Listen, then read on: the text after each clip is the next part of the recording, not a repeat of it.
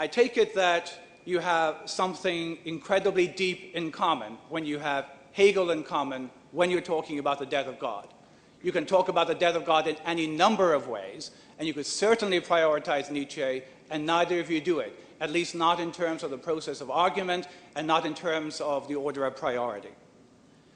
You have apocalyptic versions of the Hegelian death of God.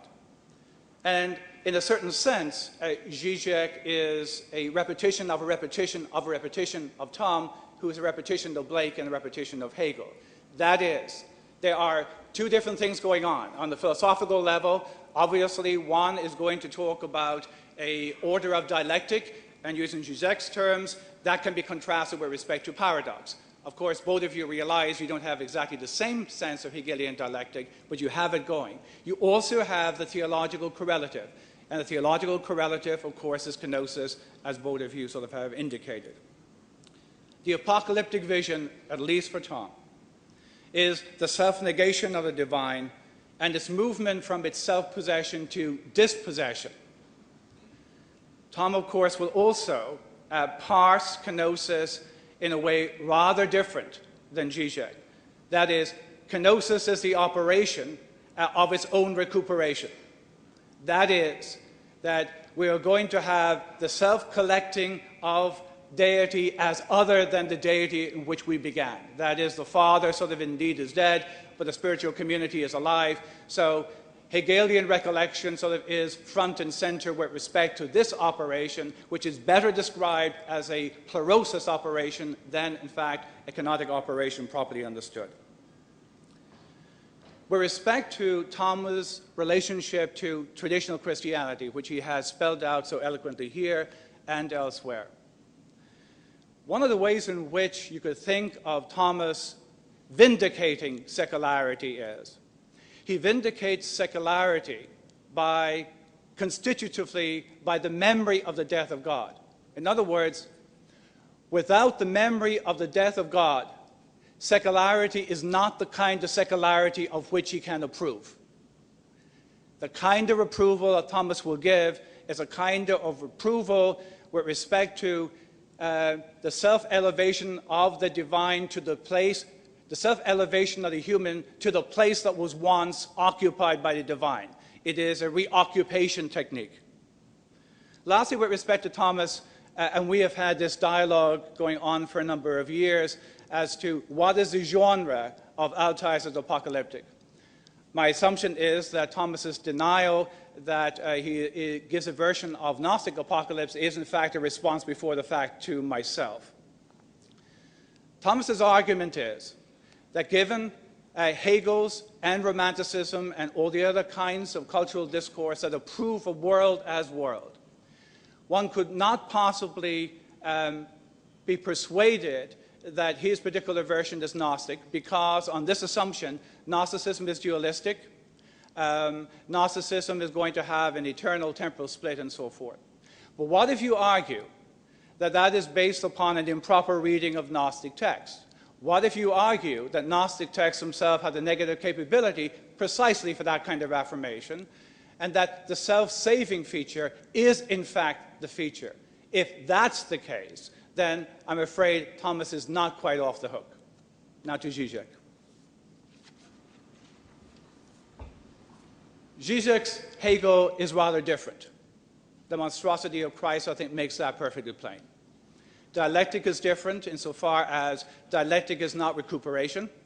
Kenosis is different insofar as it cannot be plerosis. Thomas's Divina Commedia, in which we have the self-becoming of God with the self-becoming of the human, that Divina Commedia, as a matter of fact, is obliterated, and we have the comic as such. So I take it that that sort of announces the difference.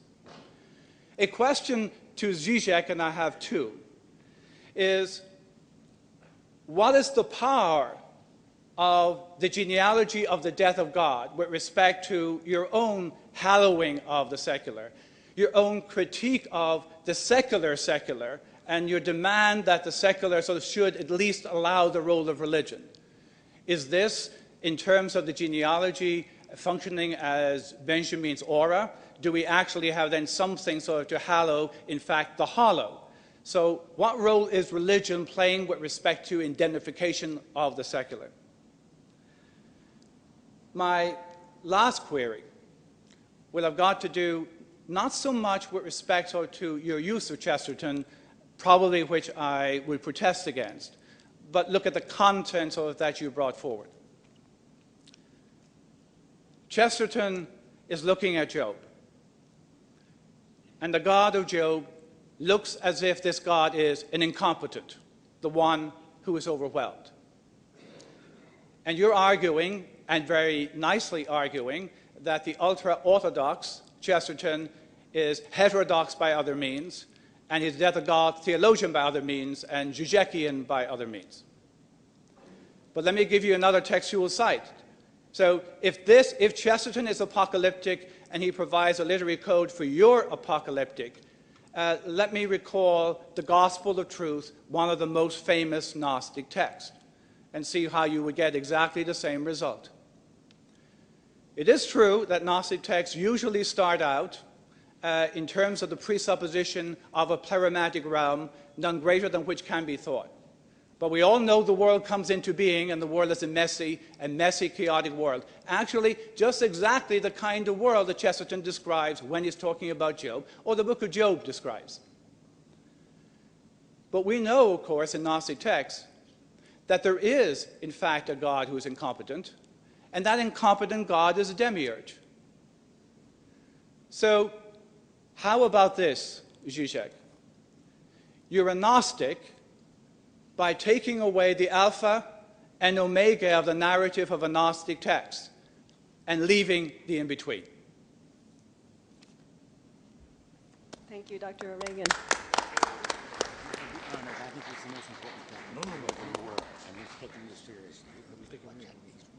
Do you want to respond briefly, or do we go to the next speaker? Briefly? Let's go. Go to the next speaker. I would love to. I mean, but what I'm afraid is that then I will be in my Fidel Castro Yes. mood, and we will. Adam Costco.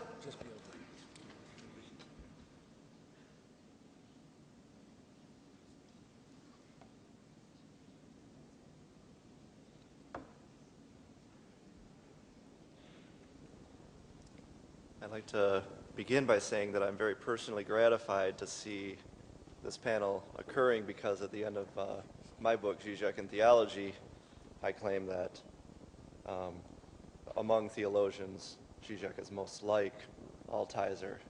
And so we have a public demonstration of my correctness. And who would not enjoy seeing that? But rather than address directly what they've said, I would like to address kind of the elephant in the room, which is the obvious question: how can we talk about the death of God when there's all this religion and resurgence of it and all this? And in order to do that, I would like to, although I do advocate kind of the more expansive vision of the death of God that Altizer and Žižek do in their different ways, kind of ground it historically in the modern era, which is the specifically modern experience of religion, as what I would call the drama of the soul with its God. And that historically, the death of God first took place as a loss of that experience, a sense that that it was no longer meaningful. It had no more purchase. And I think that in this context, the idea that the death of God has been disproven by events is missing the point. That we need to look at the unavailability of this experience of the drama of the soul with its God, the loss of the realm that in the modern era had been known as distinctively religious. This loss doesn't entail the eradication of everything that had been defined as religious. And I don't think that any serious thinker of the death of God has expected such a clean sweep to occur. Instead, what has occurred is a displacement of the energy that had once been directed toward that.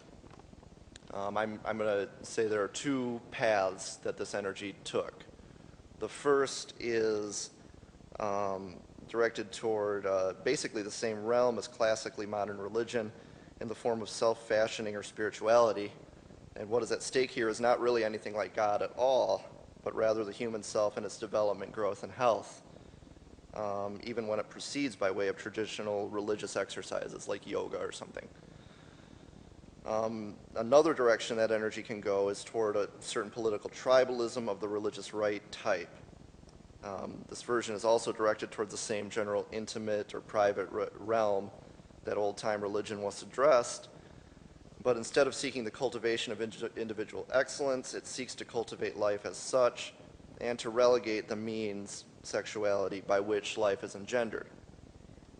Once again, there is nothing like God at play here. Instead, there is an attempt to subordinate women in order to gain control of their reproductive power and also to try to police any form of sexuality not directed toward reproduction. None of this strictly requires religious justification, even if arguments from religious authority are used in practice. This whole regime of sexual regulation based on reproduction was already proposed by Plato in the Laws. Plato, of course, being completely ignorant of Leviticus, Romans, or the Quran. The second version of religion after the death of God could be called cultural in the strict literal sense of cultivating or growing human beings, and its natural affinity with nationalism should therefore come as no surprise. Sexuality is, of course, not the only thing on the agenda. In the U.S., for instance, there is a question of evolution or prayer in schools. But notice how closely both questions are tied to children and the role of education in maintaining the continuity of a certain cultural identity. This religion is a distinctively secular and new form of religion, one that is aimed firmly and exclusively at shaping our shared world. It is a religion that implicitly recognizes the death of God insofar as God can no longer take care of himself. It is not enough for the faithful remnant to hold fast to God's laws and let the rest go to hell. What's more, no strong concept of God has any real credibility. For instance, the seemingly interminable battle between predestination and free will has been decisively won by the free will crowd, I would say, but not through superior argumentation. Rather, it's through attrition. Who really cares about predestination anymore? Here's a theologian of predestination. Okay. Certainly there are some, but they're a dwindling remnant. In short, both what we call secularism and what we now call religion are operating within the space cleared out by the death of God. What distinguishes them is not their form, religion versus secularism, but solely their content. On the one side, there is the technocratic management of capital and the spiritual exercises that help you to conform to it. On the other side, the regulation of sexuality in service of a tribal identity. And the first step in defeating both may well be to recognize that they are both competing on the same plane. Thank you. Adam Kotsko. The next speaker is Daniel Boscal-John.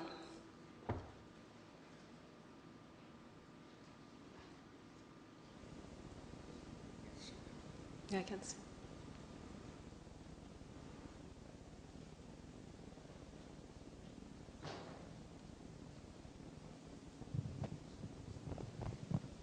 I'm even taller. Is that better? Okay, great.